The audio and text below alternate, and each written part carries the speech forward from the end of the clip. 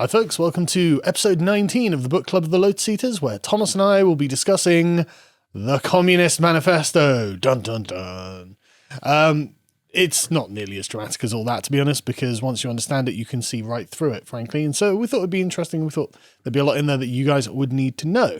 So a brief overview. It's essentially a political pamphlet published in 1848, about 60 years after the French Revolution, and definitely within that tradition of thoughts. They very much reference that. It was translated into a series of major European languages, and it was very widely read and had a great deal of impact. Yes. And I think that one of the reasons, and one of the things I think is very interesting about it, is the language used and the writing style used is very forceful, and it is very persuasive. And you do, after reading it, come away feeling like you could be on the cusp of an inevitable wave of history that is going to sweep across the world and conquer everything before it. And it's the confidence with which it's written is genuinely something else. And you can see why it was so seductive to so many millions of people. And continues to be. Well, and continues to be, exactly. I guess we'll begin at the beginning with a spectre haunting Europe. A spectre haunting Europe. The inevitability that the proletariat will nonetheless arrive at exactly the same conclusion and choose the exact alliance that's being presented by Marx and Engels in this pamphlet. This or at least this is my interpretation, is an attempt to say this is the true socialism. This is the inevitable movement that needs to culminate. Oh yeah, well, inevitability is packaged into the framework that they have here. But I love this opening line, a spectre is haunting Europe, the spectre of communism. That's not exactly an optimistic opening, is it? It sounds rather sinister. It's a bit odd to describe it as a spectre. I mean, it would be more appropriate for them to say that spectre is capitalism that haunts us, not the positive utopia that they're trying to sell. Exactly.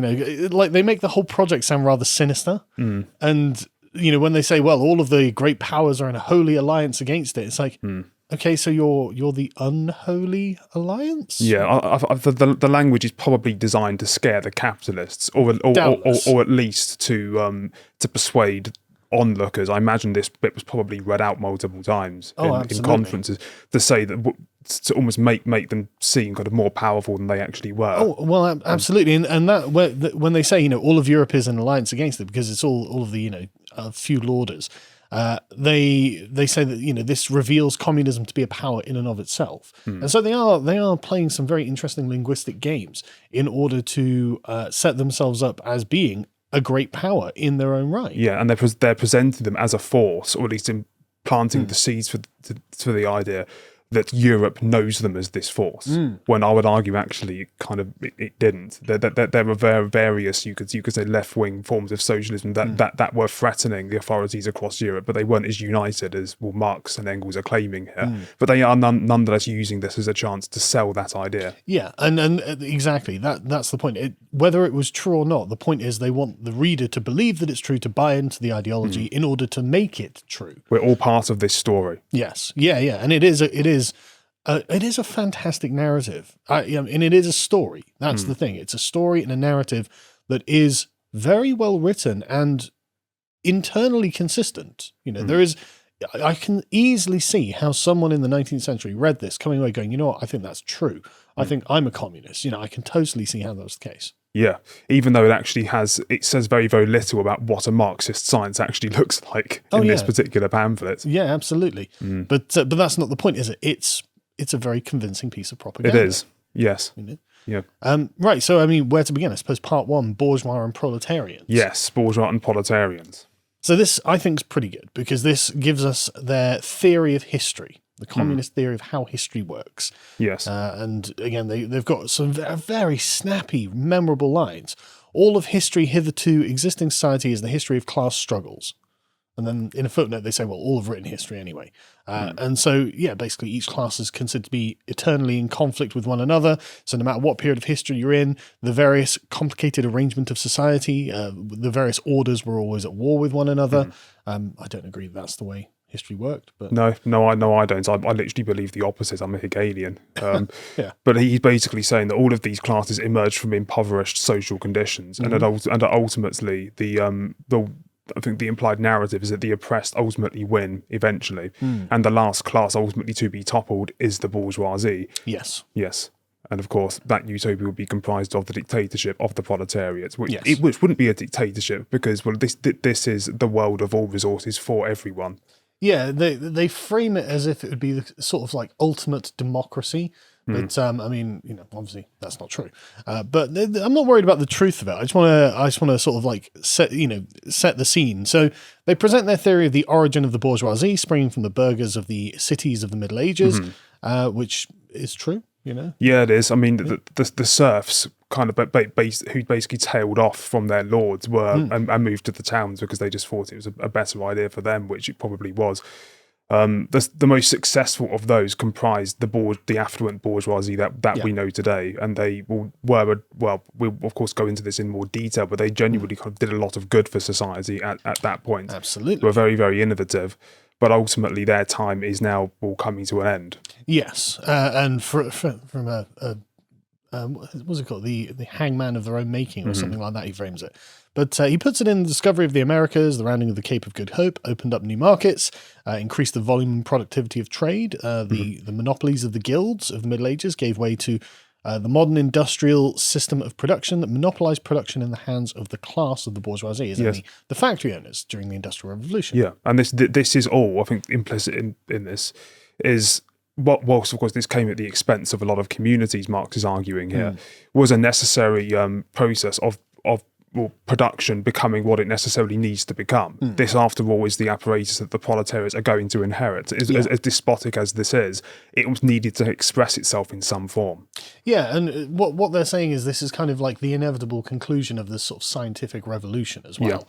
Yeah. Industry is the product of science, and so once you universalize and make everything interchangeable, then you make, literally, you produce the mass production, and then in connection with the mass markets that they discover in the colonization of Americas and new trade routes to India and China, then the stage is set, and these things all come together. They're not like one causes another. These are all like independently coming together. What's important about this in Marx's case is that this is an expression of religious dogma. This idea of self-determination, free enterprise, free markets. This bourgeois freedom is specifically bourgeois, bourgeois freedom, not freedom in and of itself. Is an historical form of freedom that ultimately is meeting its end. And so from this, they draw that the modern industry has established the world market. And I don't really agree that that's the case. I don't think industry established the world market. I think it was a concurrent development with it. But anyway, moving on, they say that they conclude from this that the bourgeoisie is a product of a series of revolutions in modes of production and exchange. Yes. How do you feel about that? I think, there is some historical weight to this, I suppose, given that production was ultimately at the centre of everything that the bourgeoisie ultimately did. They were driven to become what they were because of the impoverishment of their own material conditions or dissatisfaction with what they were. Production is, of course, in industrial society what produces wealth, and they were ultimately, it's not so much the bourgeoisie kind of innovative agency that is the subject order of history here, it's production itself. The bourgeoisie's actions are entirely governed by the fact that history necessitates it. So that's what Marx is ultimately saying. This again is all dialectical materialism. Yeah, absolutely. But as a literal statement, I don't know how much I really agree that it's purely about the modes of production and exchange. It seems to me that if you look at like the history of it, like even if industrial production wasn't created, it seems that there was a series of ideas that were leading to the end of feudalism. Yeah, so even if industrial production hadn't become important, then that probably would have happened. I fundamentally do agree with that, but it's not entirely wrong to say that there were, of course, I suppose, a small, or at least very, very niche collection of bourgeois or business people ultimately who saw things in strictly the politically economic sense. And Marx's flaw is not in pointing this out, because it's true to a point. It's basically casting all of the bourgeoisie under this bus. Yeah, I think the problem as well, it's a monomaniacal focus, isn't it? Yes. He's saying that it's merely the revolutions in the modes of production and exchange that has caused this. It's like, no, but there are revolutions in all other aspects of life as well. and he's not wrong either, that the bourgeoisie is a revolutionary force in, say, in the time of the French Revolution. It was a bourgeois revolution, very much. And so he's not wrong, and this is a consequence of that 60 years down the line. So, basically true. Yeah, there's plausibility to the idea that the cold rationale that they end up developing does seem to be have its roots in what Marx regards as religious dogma. But I also think that you could understand it. I suppose this is more true of Protestantism, as with anything else. That this is a natural development from a moral value system that they genuinely had. Yeah. Like it isn't just an instrumental process beyond them. Yes, and I think that's where he's a little bit egregious here. Yeah, and when you read anything about the French Revolution, there's definitely a moral imperative that underlies it. As mixed and confused as it is, they definitely think they're being moral. But anyway, so alongside each advance in production came a corresponding increase in the power of the bourgeoisie, which I think is probably true, to be honest. And they of course, the revolutionary part that he's referring to. And this is where I think it gets really interesting, because then we get to the hidden conservatism in communism. Wherever the bourgeoisie has conquered, it imposes a cruel materialist order, is what he's saying. I've got a couple of quotes. The bourgeoisie, wherever it has got the upper hand, has put an end to all feudal, patriarchal, idyllic relations. It has pitilessly torn asunder the motley feudal ties that bound man to his natural superiors, and has left remaining no other nexus between man and man than naked self-interest, than callous cash payment. Does that or does that not sound like it could have been written by Burke? Yes. It does, doesn't it? Exactly what this could almost be interpreted as, is this Marx lamenting feudalism, lamenting the loss of the patriarchy, and lamenting the idyllic relations that are still inseparable from the moral universe that we inherit today? Exactly. And he's speaking very much to like the sort of the feeling and of the relationships between man and man, as in the feeling of security, of being in an embedded society where people have a proper place. Like that's, I mean, the lament is the only word that comes to mind for that phrase, for that sentence. And that's very interesting to me. It is. And he's basically renounced his materialism by page 5 as well. Yeah. because the value of these communities is inseparable from the institutions which makes them as such. Yeah. I've got a couple more quotes. I'll go on. It has drowned the most heavenly ecstasies of religious fervour, of chivalrous enthusiasm, of Philistine sentimentalism in the icy water of egoistic calculation. It's not wrong. Again, no, it's not. I'm almost confused as to whether he's cherishing the bursting of religious fetters or he's again lamenting it. Well, yeah, exactly. It sounds bad. He sounds like a reactionary. He was like, "Well, we need to return to the feudal order, guys." Yeah, he does. That's what that sounds like to me. He carries on. It has resolved personal worth into exchange value, and in the place of numberless indefeasible chartered freedoms, it has set up that single unconscionable freedom, free trade. In one word, for exploitation, veiled by religious and political illusions, it has substituted naked, shameless, direct, brutal exploitation. The bourgeoisie has stripped of its halo every occupation hitherto honoured and looked up to with reverent awe. It has converted the physician, the lawyer, the priest, the poet, the man of science into paid wage labourers. The bourgeoisie has torn away from the family its sentimental veil and reduced the family to a mere money relation. That's a deeply metaphysical statement. It is, and it translates, or at least to me, as the bourgeoisie has basically declared war against society in the pursuit of self-interest.